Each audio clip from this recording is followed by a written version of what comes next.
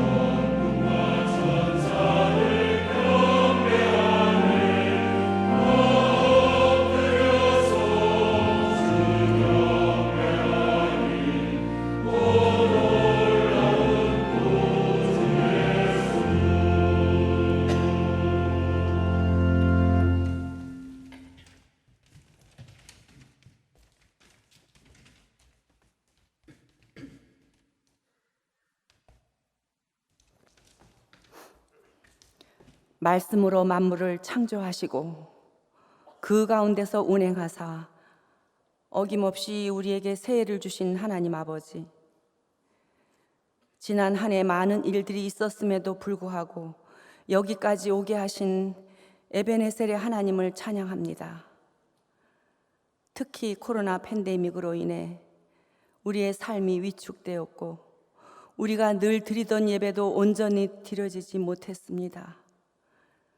이 일을 겪으면서 우리는 일상적으로 드려졌던 예배가 우리에게 특권이었고 축복이었음을 깨달았습니다. 또한 모든 것이 하나님으로부터 온 은혜였음을 고백할 수 있었습니다. 새해 주께서 주신 새 마음과 새 몸, 새 영으로 감격과 기쁨의 예배 드리길 원합니다.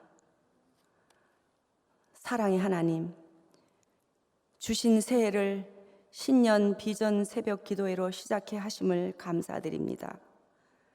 이 시간을 통해 드리는 우리들의 기도가 하늘 보좌를 움직이는 기도가 되게 하소서. 올해 우리 교회의 표인 모이기에 힘써 생명이 충만한 교회 되기를 소원합니다. 초대교회 성도들이 날마다 마음을 같이하여 성전에 모이기를 힘썼던 것 같이 코로나로 인해 온라인 예배에 익숙했던 것에서 벗어나 주의 전에서 주의 임재를 느끼며 함께 예배 드리기 원합니다.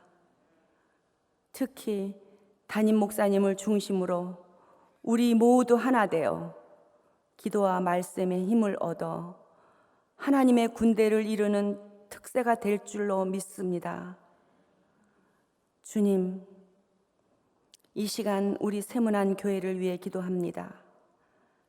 130여 년 전 아무것도 보이지 않았던 이 나라에 언더우드 선교사를 보내시어 한 줄기 빛을 비추사 교회와 학교, 병원을 세우게 하시고 이를 통해 영육을 살리는 사역을 하게 하셨던 주님, 그들의 사랑과 헌신, 희생과 눈물로 지금의 세문안 교회가 있음을 고백합니다.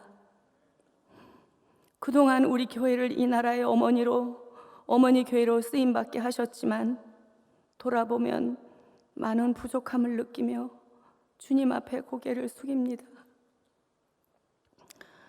올해에는 더 많은 영혼들을 불쌍히 여기며 품는 목자의 심정으로 쓰임받는 세문안 교회 되기를 원합니다. 또한 아름다운 교회를 건축하게 하심도 감사합니다. 하나님의 때에 하나님의 방법으로 봉헌할 수 있도록 인도하옵소서. 사랑의 주님, 이 새벽 정성을 다해 하나님께 올려드리는 새롭힘 찬양대의 아름다운 찬양을 기쁘게 받으시고 우리 모두의 찬양이 되게 하옵소서. 또한 이번 특세를 위해 여러 모양으로 묵묵히 섬기는 이들을 기억하사 그들의 삶을 축복하시고 주의 전에서 섬기는 기쁨을 누리게 하소서.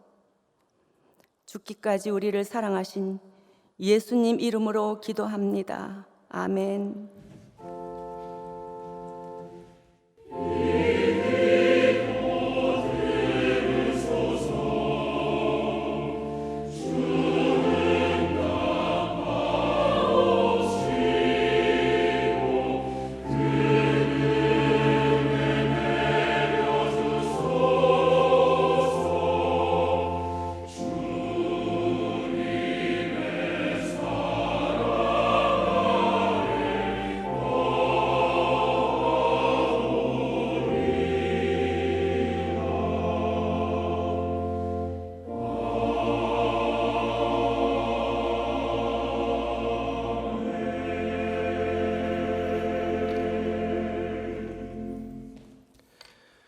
이 아침에 우리에게 주신 하나님의 말씀은 신약성경 고린도전서 8장 11절에서 13절까지의 말씀입니다.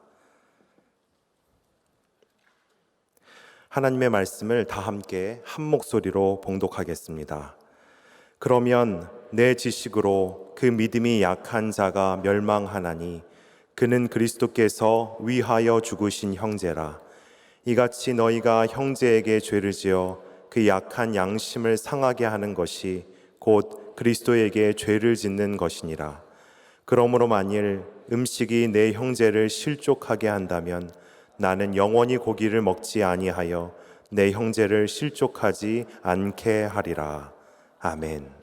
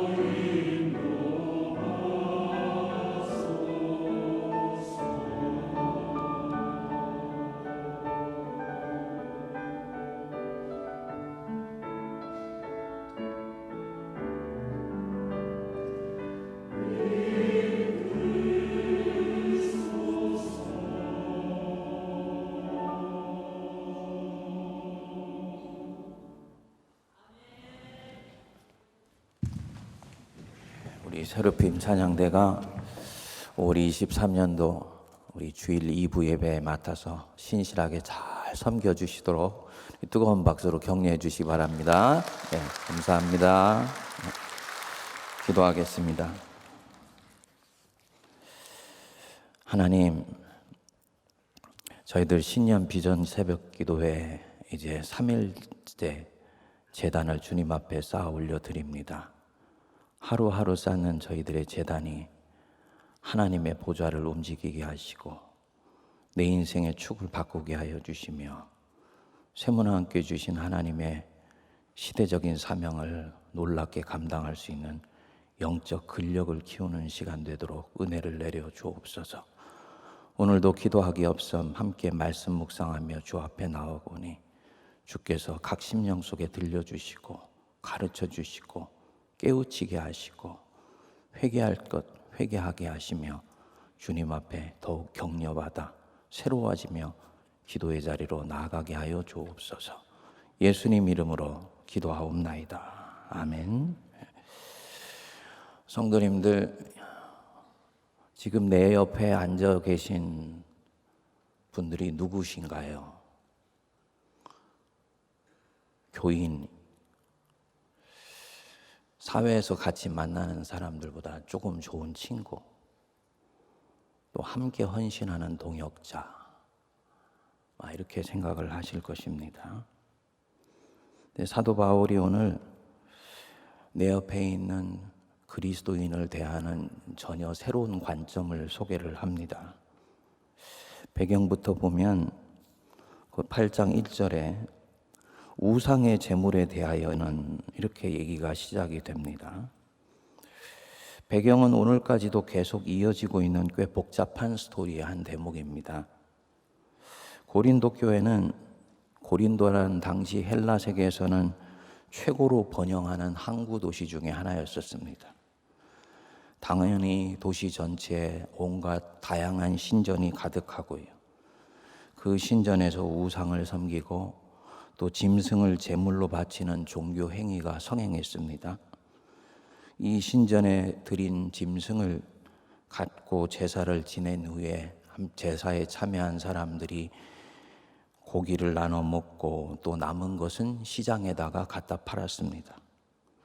그 양이 워낙 많아서 고린도 시장에 파는 육고기는 다 신전에서 제사를 지낸 고기가 대부분이었다라고 얘기를 합니다. 그리고 이 신전을 중심으로 성행위를 하는 등 향락과 또 유흥이 가득했지요. 교회 안에는 다양한 사람들이 모여 있었어요. 특히 철학에 능통했다가 그리스도를 영접한 사람들이 있었습니다. 이들은 이미 상당 수준의 신학적인 식견을 갖추고 있어서 스스로가 바른 하나님 지식을 갖고 있다고 자처하는 사람들이었습니다. 이들은 하나님 외에는 다른 신이 없고 우상은 절대 사람에게 영향을 미칠 수 없다고 믿습니다. 그렇기 때문에 우상에게 바쳐진 제물을 먹는 일에도 자유할 수 있다라고 보는 것입니다. 그렇죠? 그건 먹는다고 내가 영적으로 나쁜 영향을 받는 것이 아니고 그것은 그저 음식일 뿐이기 때문입니다. 1절 중간에 보면 우리가 다 지식이 있는 줄을 아나 할 때 이 지식은 바로 이런 지식입니다. 복음 안에서, 능력의 복음 안에서는 모든 것에서 자유할 수 있다라는 지식입니다. 바울은 오늘 이 8장에서 이들을 믿음이 강한 사람이라고 말을 합니다. 이 말은 바울이 볼 때 이들 말이 틀린 것은 아니라고 인정한다는 뜻이 될 것입니다. 여기에 이제 다른 부류의 고린도 교인들이 있어요. 소위 바울이 볼 때 바울이 여기에서 믿음이 약한 성도라고 말을 하는 사람들입니다. 여기에 대해서는 여러 가지 견해가 있습니다만 가장 크게 보면 이들은 이제 막 그리스도를 믿게 된 사람들이 줍니다. 그렇기 때문에 하나님 앞에서 자기 양심도 약하고 악한 행동에 휘둘리면 거기에 쉽게 좌지우지 되면서 예수 믿기 전에 벌였던 나쁜 행동들이 튀어나오기 쉬운 사람들이에요. 이들은 전에는 신전에 가서 제사를 지내고 고기를 먹곤 했는데 이제는 예수 믿고 난 후에 그곳에 발걸음을 끊었어요. 그렇게 발걸음했다가 신전 근처에 악한 문화에 영향받아서 믿음이 흔들릴까 염려가 되는 거죠. 재미있는 것은 바울에게 믿음이 약한 사람이라는 건 우리가 생각할 때는 좀 관점이 다른 사람은 있습니다. 엄격주의자들입니다. 존 스턴트 목사님이 이 부분 얘기하기를 하나님과의 관계에 해를 끼치지 모른다고 생각하는 것은 무엇이든지 끊어버리는 사람. 꼭 엄격주의자인데 존 스턴트 목사님이 이것을 주석하면서 바울은 이들을 믿음이 약한 사람이라고 본다고 보더라고요. 근데 어쨌든 고린도 교회에서 이 우상의 제물 먹는 것을 놓고 논쟁이 벌어지게 됐습니다. 우리로 치면은 세상 문화에 어느 정도로 접촉하고 살 것이냐 놓고 교회에서 논쟁하는 것과 유사하지. 하나님 지식이 있는 사람들은 믿음만 분명히 서 있으면 우상은 신이 아니기 때문에 우리에게 영향 미치는 신이 절대로 아니기 때문에 신전에서 고기 먹는 것은 전혀 경건에 영향을 주지 못한다고 확신해요. 반면에 엄격주의자들은 그것은 우상 숭배하지 말라는 명령을 미친 것이고 절대 그런 곳에는 가까이 가면은 안 된다고 말을 합니다. 오늘날도 조금만 신앙을 진지하게 생각하면 이런 논쟁은 교회 안팎에서 자주 벌어지죠.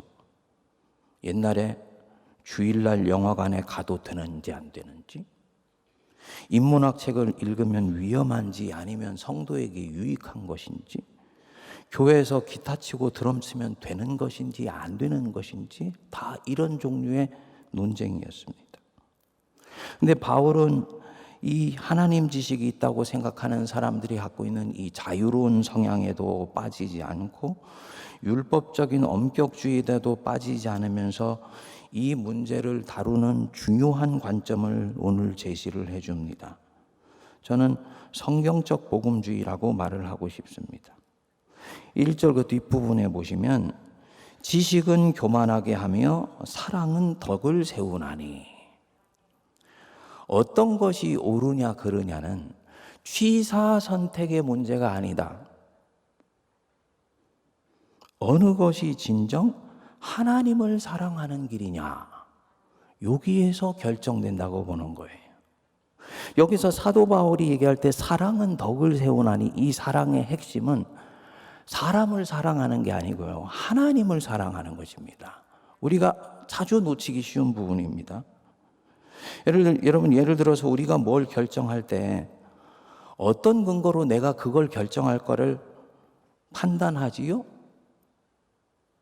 어떤 게 옳으냐, 이걸 놓고 판단하지요. 근데 사도 바울이 볼 때는 어떤 게 옳으냐보다 더 중요한 질문이 있다는 거예요. 어느 것이 진정 하나님을 기쁘시게 하는 것이냐, 요거 물어야 된다고 사도 바울은 봅니다. 이 질문에 답하면서 결정하면 된다는 거예요. 제가 볼 때 아무것도 아닌 질문 같지만 굉장히 중요한 질문입니다. 이 질문에는 복선이 깔려 있습니다. 어느 것이 진정 하나님을 기쁘시게 하는 것입니까? 이 질문은요, 하나님, 나는 주님을 사랑하는데 내가 사랑하는 주님은 뭘 더 원하세요? 이 질문이에요. 이걸 바꾼 거예요. 바울은 이 질문을 아주 자주 하고 있어요. 어느 것이 진정 하나님을 더 사랑하는 길일까? 어느 것이 진정 더욱더 하나님께 영광이 되는 길일까? 라고 물으면서 정합니다. 지식은요, 교만하게 합니다. 어느 것이 옳으냐, 이거는 윤리적인 접근이에요. 여기 또 자칫 자기의가 들어가기 쉽다고 보는 거예요. 그래서 자기 일을 드러나고 자기 일을 자랑하기 쉽습니다. 반면에 참된 지식, 생명을 주는 지식은 사랑을 추구한다. 무엇보다도 아모르데이, 하나님 사랑을 추구하는 거예요. 어느 것이 더 하나님을 사랑하는 길입니까? 그래서 바울은 이렇게 해서 자유주의적인 관점을 가진 사람이 가지고 있는 교만에도 빠지지 아니하고 엄격주의가 가지고 있는 율법주의에도 얽혀들지 않습니다. 성도님들 한번 아침이지만 따라해 보실까요? 하나님, 진정 어떤 것을 더 기뻐하세요? 요거 자주 물으세요? 올 1년 한번 요거 물으면서 결정해 갈 때 내가 어떻게 변하고 내 주변 환경이 어떻게 변하는지 한번 보시지요. 근데 이 질문이 소중한 것은요, 이 질문을 하면서 결정을 하면 자기 판단에 갇히지 않습니다. 자기 의나 자기 지식에 빠지지 않아요. 하나님 관점에서 문제를 보기 시작해요. 자기를 벗어날 수 있는 힘이 이 질문을 자주 하는 데 있습니다. 하나님, 무엇을 더 기뻐하십니까? 바울이 보기에 복음 안에서 자유한 자들이 가지고 있는 지식은 틀린 것은 아닙니다. 엄격주의자들은 분명히 복음의 능력을 불신하고 있어요. 그런데 복음 안에서 자유로운 사람들, 바른 지식을 갖고 있다고 자랑하는 사람들이 못 보고 있는 부분이 있다. 7절이죠. 이 지식은 모든 사람에게 있는 것이 아니므로, 모든 사람이 당신들 같이 수준 높은 지식을 갖고 있는 것 아니다. 어떤 이들은 지금까지 우상에 대한 습관이 있어 우상의 재물을 알고 먹는 거로 그들의 양심이 약하여지고 더러워지느니라. 무슨 말이냐면요, 우상의 재물을 먹으면서 그 우상의 영향을 받고 그 문화와 스피릿에 의해서 실제로 휘둘리는 연약한 사람들이 교회 안에 분명히 있지 않느냐. 불상에 절을 해요. 불상에 절을 하는 것이 신실한 그리스도인, 복음의 능력을 아는 그리스도인에게 영향을 줄까요, 안 줄까요? 줄 수도 있고 안 줄 수도 있어요. 전혀 영향을 받지 않을 수 있어요. 살아계신 하나님만이 진정으로 내가 생명을 드릴 뿐이고 그분에 의해서 내 인생은 결정되기 때문에 저 불상 앞에 있는 저 하나의 상이 내 영혼을 절대로 좌우하지 못한다라고 믿고 있는 사람은 휘둘리지 않는다고 보는 거예요. 그 믿음이 강한 사람이라는 거죠. 반면에 불상에 절을 하는 순간 나는 지금 누군가에게 절하고 있다는 자기 의식에 의해서 영향을 받는 사람이 있을 수 있는 것입니다. 지금 바울이 그 얘기를 하고 있는 거예요. 그래서 9절 보면 그런즉 너희의 자유가 믿음이 약한 자들에게 걸려 넘어지게 하는 것이 되지 않도록 조심하라. 지금 뭐 하라는 것이냐?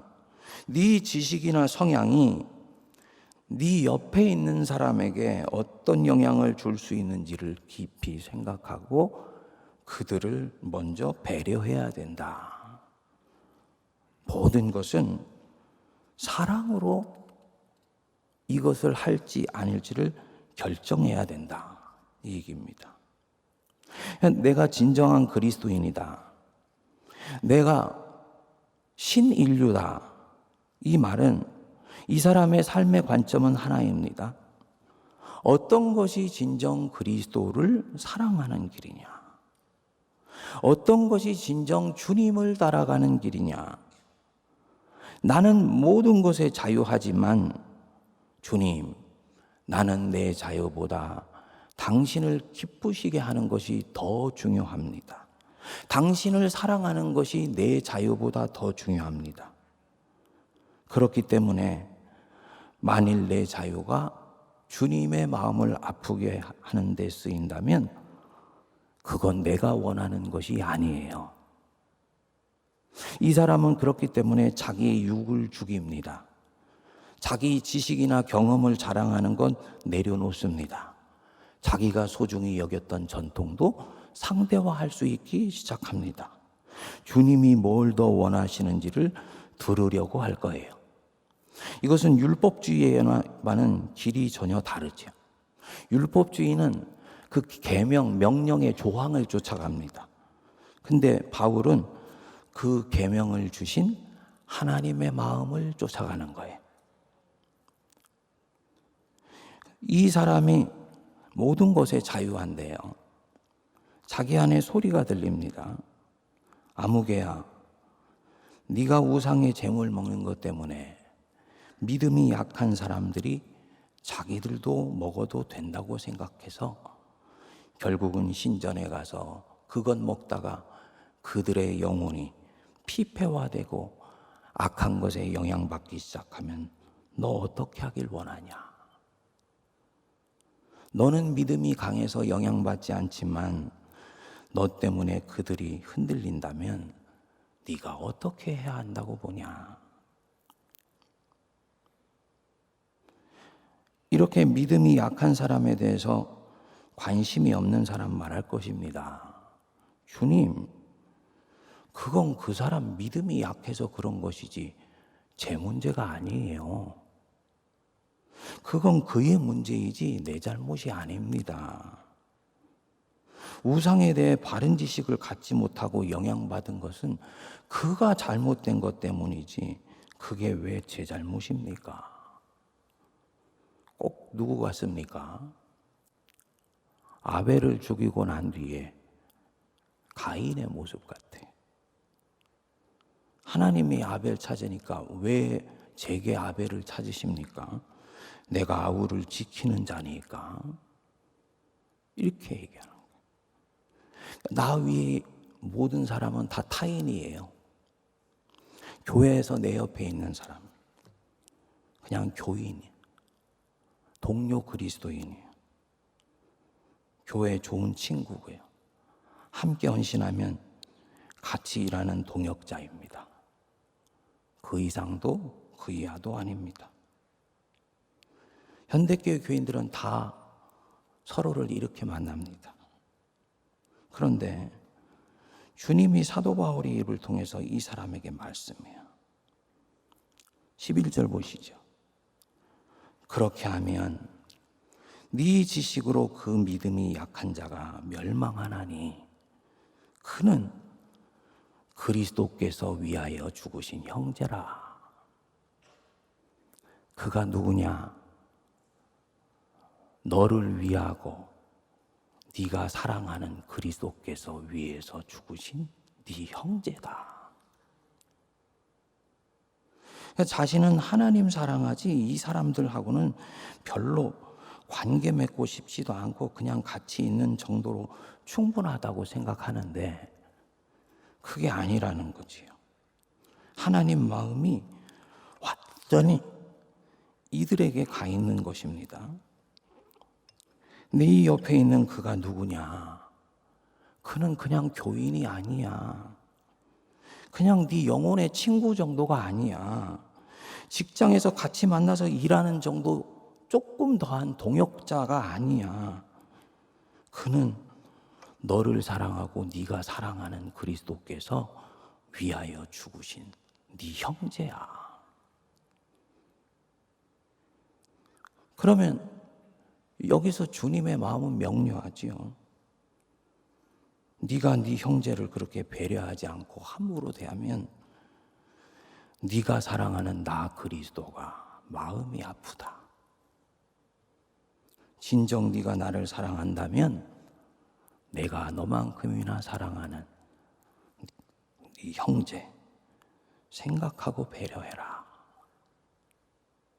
지금 형제를 왜 사랑하고 배려하라는 말입니까? 그 형제 때문이 아니에요. 그는 여전히 코로 숨쉬는 피조물이에요. 왜 형제를 사랑하고 배려하는 말이냐? 그 안에 있는 그리스도 때문에. 그 안에 있는 그리스도 때문에, 형제 안에 있는 예수님 때문에 그 형제를 품으라는 것입니다. 명령할 수 있는 근거는 하나예요. 네가 나를 사랑하고 있지 않냐? 철저히 그리스도 중심적입니다. 그래서 사도 바울이 말씀하지요. 12절. 너희가 형제에게 죄를 지어 그 악한 양심을 상하게 하는 것은 그리스도에게 죄를 짓는 것이다. 전혀 새로운 신학적 죄관을 제시하는 거예요. 하나님께 죄를 짓는 것과 사람에게 죄를 짓는 것이 구분된다고 생각했는데, 형제에게 죄를 지으면 그 형제 안에 계신 그리스도께 죄를 짓고 있다는 거예요. 그를 위해 죽으신 그리스도의 가슴을 찢고 있기 때문입니다. 그래서 바울의 이 우상의 제물론정에 대한 결론이 뭡니까? 13절입니다. 우리 같이 한번 읽어보겠습니다. 그러므로 만일 음식이 네 형제를 실족하게 한다면 나는 영원히 고기를 먹지 아니하여 내 형제를 실족하지 않게 하리라. 먹으면 안 되기 때문이 아니지요. 내 행동이 나보다 믿음이 약한 내 형제를 실족하게 할까 봐. 그러면 예수님 속상해 하시는 것 내가 아닐까? 내가 사랑하는 그분 아프게 하는 것은 내가 무엇보다도 싫어하는가? 바울은 여기서 이 신인류의 특징 하나를 얘기를 합니다. 동료 그리스도인에 대해서 깨어난 사람이에요. 성도님들 깨어나셨나요? 동료 그리스도인에 대해서 깨어난 사람. 그냥 사람으로 보지 않아요. 그리스도께서 위하여 죽으신 형제라고 그는 봅니다. 그래서 그리스도 때문에 이 사람을 바라보고, 그리스도 때문에 이 사람 품어주고, 그리스도 때문에 기다려주고, 때로는 그리스도 때문에 자기가 이때까지 해왔던 스타일을 기꺼이 내려놓습니다. 그것이 무조건 옳은 것이 아니라 주님이 안 기뻐하시는 걸 알았기 때문이에요. 믿음이 강하다면 이렇게 하는 것이 맞다는 말입니다.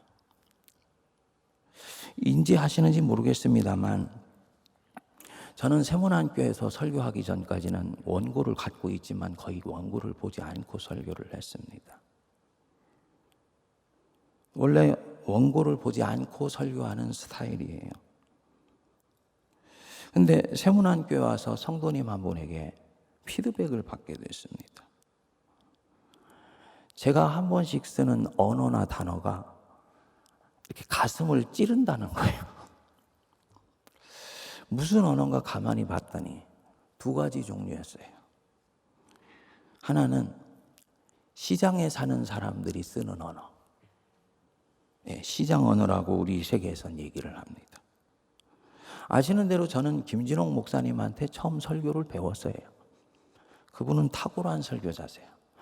일반 사람들이 쉽게 쓰는 언어들 갖다가 잘 구사를 하세요. 제 안에도 그것들이 일정 정도는 공부를 했지만 배어 있어요. 근데 보니까 우리 세문안교회는 교양인들이 많아요. 아주 교양적인 언어를 쓰는 것을 좋아하시더라고요. 그런 언어를 즐겨 사용하는 분들이 시장 언어가 한 번씩, 어떤 분 젊은 사람들은 목사님 귀에 쏙쏙 들어와요 그러는데 가슴을 쿡쿡 찌르는 거예요. 또 하나의 언어는 제가 옛날에 운동권 할 때 썼던 언어들 중에서 아직 때가 빠지지 않은 언어들. 저한테는 이미 전혀 의미가 없는 언어이지만 듣는 분한테는 거기에 굉장히 많은 다양한 함의가 깔려 있다고 듣는 언어들이었어요. 근데 이분이 저를 정죄하는 것이 아니고 아이 센텐스를 쓰더라고요. 목사님, 제가 그렇게 느낍니다. 그러더라고요. 그 말을 듣고 한참을 생각해 보았습니다. 20년 가까이를 이렇게 설교해 왔는데 무엇인가에 매이면 설교의 자유가 없어지고 성령의 역사가 제한될 텐데, 그렇다고 원고를 보고 읽을 수도 없고 어떻게 해야 되나. 근데 사도 바울이 저한테 가르쳐 주셨다고 봅니다. 형제가 제가 쓰는 언어 때문에 온몸이 찌릿찌릿해지면 그것은 물리는 것이 맞다. 그때부터 원고를 보고 설교하는 습성을 갖기 시작했습니다. 사실은 아주 제가 제 스스로에게 싫어하는 스타일입니다. 설교가 메이는 것 같아서. 근데 형제를 걸려 넘어지게 할 것 같다면 일단은 내려놓는 거예요. 저는 교회에서 우리가 서로가 서로에게 얼마나 배려가 없는가 하는 생각을 합니다.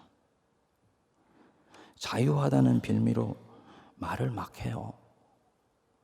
그리고는 꼭 얘기를 해요. 신경 쓰지 마. 나는 원래 그렇게 말이 험해. 다만 나는 뒤끝이 없는 사람이야. 그렇죠? 본인은 뒤끝이 없어요. 근데 연약한 믿음을 강진 형제는 이것 때문에 아파요. 그리스도께서 통탄하시죠. 새 가족이 어느 교회에 왔습니다. 근데 가만히 보니까 이 교회는 교회가 새 가족을 배려하고 살피고 돌보기보다는 새 가족 보고 자기 교회 스타일에 맞추라고 얘기하는 그런 스타일인 것 같아요. 사람들 만나도 그렇고 교회 조직이 같은 것이 돌아가는 것을 보아도 그렇고 온 지 얼마나 되셨어요? 이제 1년 됐습니다. 에구, 우리 교회 제대로 적용하려면 10년은 계셔야 해요. 새 가족이 무슨 생각이 들까요? 10년간은 그야말로 견습 생활해야 되는 거네. 여러분, 우리 교회는 10년은 있어야 돼요. 말하는 사람, 새 가족을 그리스도께서 위하여 죽으신 형제로 보고 있나요? 새 가족의 약한 믿음을 보면서 교회 다양한 문턱을 낮추려고 하기보다는 네가 우리 교회 처음 왔으니까 우리 스타일 맞춰 라고 얘기할 때 그 교회는 그 새 가족을 그리스도께서 위하여 죽으신 형제라고 보고 있나요?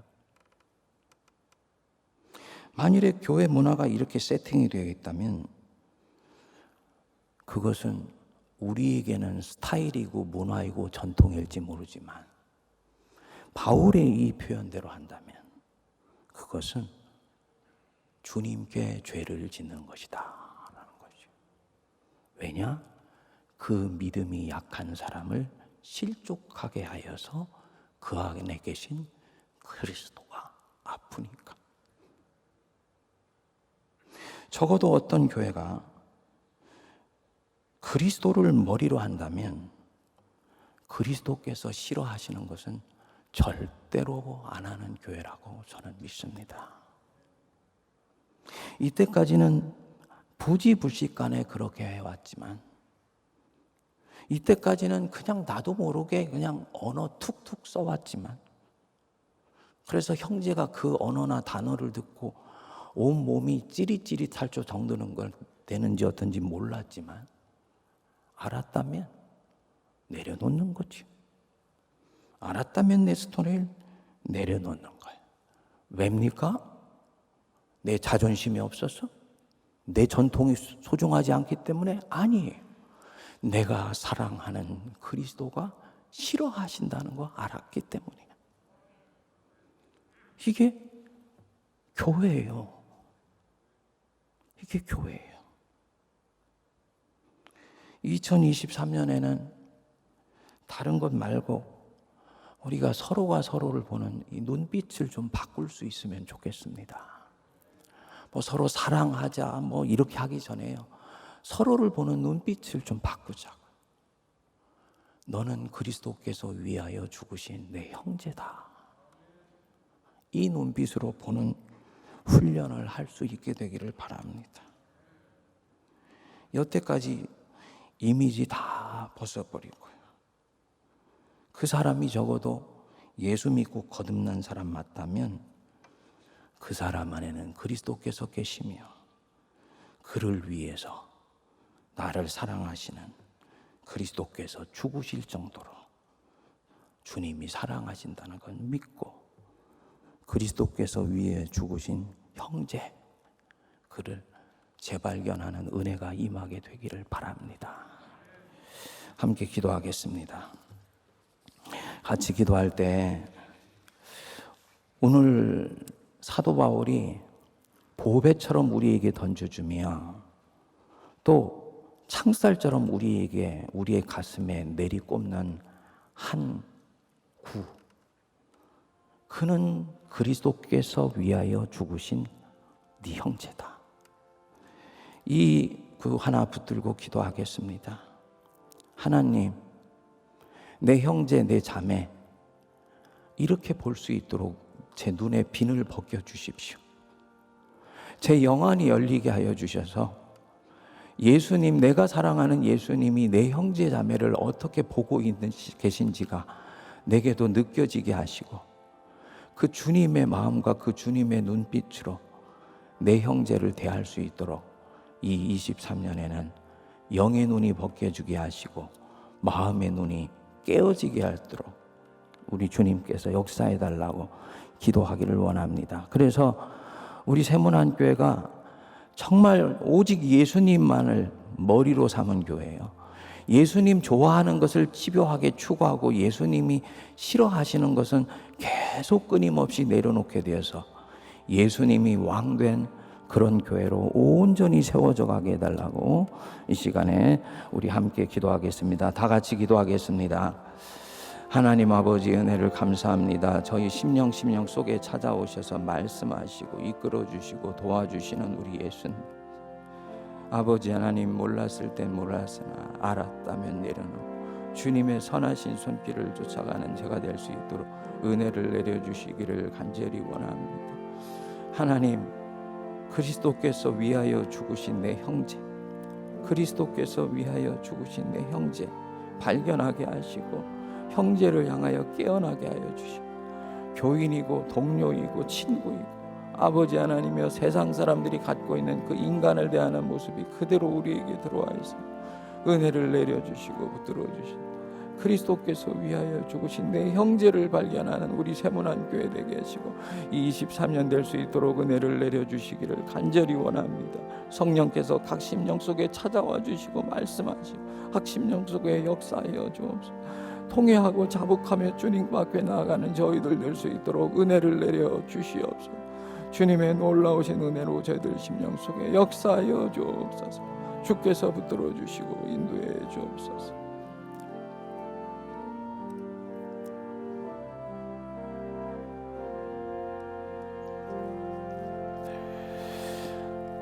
우리 한 번 더 기도하겠습니다. 여러분, 내가 내 형제 자매를 새로운 눈으로 보기 시작하는 것은 그것은 내 뜻으로 되는 것이 아닙니다. 지식으로 되는 일이 아니고 결심으로 되는 일이 아닙니다. 성령이 머리끝부터 발끝까지 내 영혼을 완전히 새롭게 감싸주셨을 때 이 놀라운 은혜의 역사는 일어나게 됩니다. 세문안교에 이미 성령이 내렸었습니다. 근데 이 성령이 서서히 식어가며 우리 안에 와 계시고 역사하시지만 성령의 뜨거운 역사를 체험하지 않는다면 나는 내 형제 자매를 주를 위해서 주께서 위해서 죽으신 형제로 볼 수 없습니다. 이 시간에 함께 기도할 때 하나님 아버지, 우리 세문안교회 성령을 다시 보내주십시오. 내 심령 속에 성령을 다시 흥왕케 하여 주시옵소서. 한국교회 성령을 보내어 주셔서 오순절 마가의 다락방에 일어났던 역사가 일어나게 하시고 예루살렘에 일어났던 그 놀라운 은혜의 역사가 일어나게 하여 주셔서 만백성이 두려워 떨리며 몸된 교회에 나오는 은혜를 허락하여 주시옵소서. 이 시간에 간절한 마음으로 함께 기도하겠습니다. 또한 아울러 기도할 때 네팔을 비롯한 선교지로 나간 우리 두나미스 선교팀 주님께서 붙들어 주셔서 오고 가는 길 역사하여 주시고 복음을 전할 때 그 입술에 성령의 뜨거운 역사 일어나게 하여 주시며 보내주신 그 뜻을 온전히 이루고 돌아오는 아름다운 일들 나타나게 해달라고 이 시간에 다 함께 기도하시고 각자 가지고 나온 기도 제목 위해서 하나님 앞에 부르짖겠습니다. 주님 이름 한번 부르고 기도하겠습니다.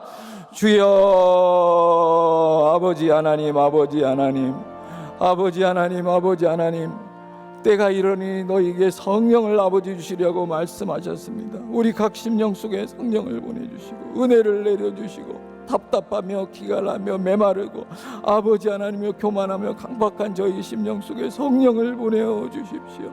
우리의 아버지 하나님 연약한 마음들이 그 성령의 은혜에 의해서 촉촉히 적셔지게 하시고 아버지여 끊임없이 판단하며 정죄하며 아버지 하나님이여 스스로가 마음에 갇혀있는 저희들 마음이 내려놓아지게 하여 주시고 주께서 위하여 주시신 내 형제 자매를 우리 주님의 눈으로 바라볼 수 있는 은혜가 임할 수 있도록 역사하시기를 간절히 원합니다. 우리 세문 안에 성령을 주시고 양국교회 성령을 보내어 주시며 주님의 놀라운 은혜가 아버지 우리 심령 속에 임하게 하죠. 불같고 혀 같은 것들이 각 심령 속에 임하며 아버지 하나님 성령의 뜨거운 역사로 새로워지게 하여 주셔서 이 땅에 많은 아버지 하나님을 믿지 않는 자들의 복음이 증거되는 역사가 일어날 수 있도록 은혜를 내려 주시옵소서. 특별히 아버지 하나님의 성령의 능력과 권능을 가지고 우리 두나미스 선교회 네팔을 비롯해서 아버지 하나님의 선교지로 나아갔습니다. 성령님 오고 가는 길 지켜주시고 함께한 모든 의루 선교팀에게 주께서 불을 허락하여 주셔서 복음을 전하며 아버지 하나님의 생명을 살리는 때 그 마음의 기쁨이 충만하게 하시고 은혜가 넘치게 하여 주시며 주를 믿지 못하는 많은 아버지 하나님의 그 이방 사람들이 주께로 돌아오는 은혜를 허락하여 주시옵소서. 각 심령 침령 속에 주시는 은혜를 허락하여 주시고 주님 앞에 부르짖는 저희들의 간구에 응답하여 주옵소서. 주께서 선하신 손길로 역사하여 주시옵소서.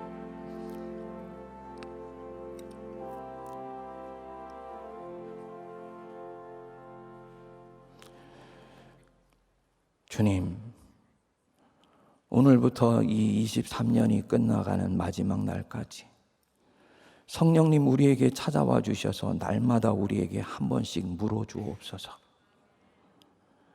나는 네게 누구며 네 옆에 있는 그는 누구냐 물어주시고 우리는 분명히 주님께 대답하게 하여 주옵소서. 주는 그리스도시요 주는 내가 사랑하는 주님이요 그는 주께서 위하여 죽으신 내 형제입니다. 이 마음으로 내 형제를 보게 하시고 대해주게 하시고 대하게 하여 주시고 교회를 함께 섬기게 하시며 세문안교회 예수님의 향기가 가득하게 하여 주옵소서. 오늘도 각 심령이 주님 앞에 부르짖어 간구하는 기도에 응답하여 주시고 주의 주되심이 우리들의 삶에 온전히 드러나는 은혜를 허락하여 주옵소서. 지금은 우리 주 예수 그리스도의 크신 은혜와 하나님 아버지의 만극하신 사랑하심과 성령님의 위로교통 감동 감화 역사하심이 그는 주께서 위하여 죽으신 형제라 말씀하시는 우리 주님 음성에 순종하여 내 형제를 새롭게 발견하며 살아가기로 다짐하는 모든 거룩한 주의 백성들 머리 위에 피로 값주고 사신 몸된 교회 우리 세문안교회와 한국교회와 이 나라의 민족과 온 열방 위에 이제로부터 영원토록 함께하옵시기를 간절히 축원하옵나이다. 아멘.